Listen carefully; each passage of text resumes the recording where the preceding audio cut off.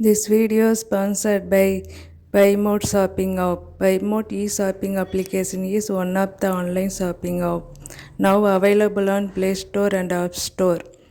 Link in my description. Check it now.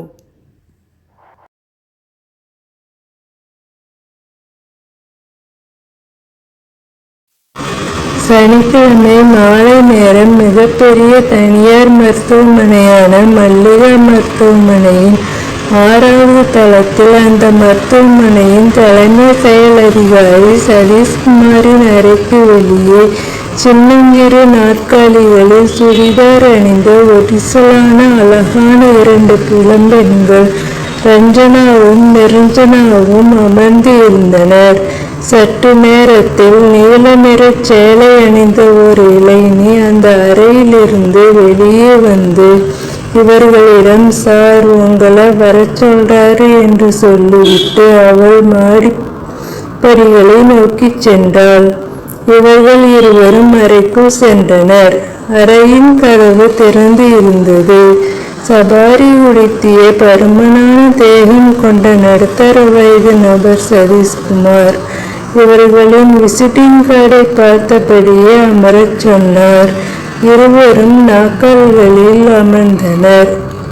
Detective agency நடத்துறீங்களா? சரி, என்ன வேணும்?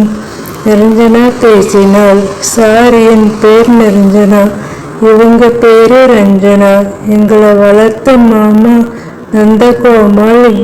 நந்தகோபால் இங்க அட்மிட் ஆயிருக்காரு. பாரதி ஆசிரமம் கேட்டவரா? சார், உங்க சேர்மனோட பொண்ணு மிருகலா மேம் எங்க தோழி. ஆனா அவங்கள ரீச் பண்ண முடியல. நீங்க கொஞ்சம். சதீஷ்குமாரின் முகம் மாறியது. உரத்த குரலில் பேசினார். மேனேஜ்மெண்ட்ல யார் சொன்னாலும் நான் சலுகை காட்ட மாட்டேன். அவர் சேரிட்டி நடத்துறவராக இருக்கலாம். நானா? அப்படி இல்லை. பார்த்தீங்க இல்லை எவ்வளவு பெரிய எஸ்டாப்ளிஷ்மெண்ட். நீங்க டிஸ்டர்ஸ் செஞ்சு உங்க பொருளாதாரத்திற்கு ஏற்ற இடத்துக்கு அழைச்சிக்கிட்டு போங்க. ரஞ்சனாவும் நிரஞ்சனாவும் எழுந்து நின்றனர். அப்போது உயரமான ஒல்லியான உடல்வாகு கொண்ட சுடிதார் அணிந்த அழகான இளம்பெண் அறைக்குள் நுழைந்தாள். சதீஷ்குமார் எழுந்து நின்றார். அந்த இளம்பெண் தான் நிரஞ்சனா, குறிப்பிட்ட மிருகலா.